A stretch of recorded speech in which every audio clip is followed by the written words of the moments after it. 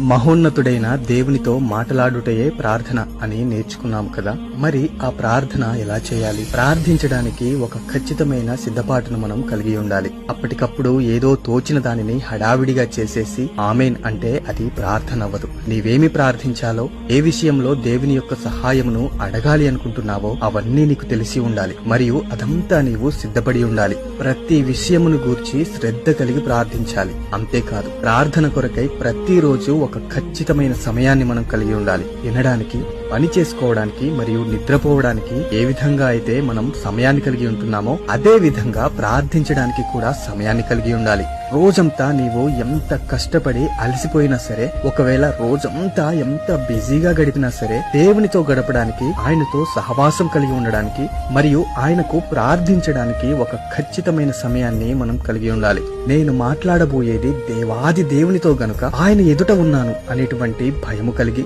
గౌరవముతో, మనస్సు పెట్టి భక్తితో ప్రార్థించాలి.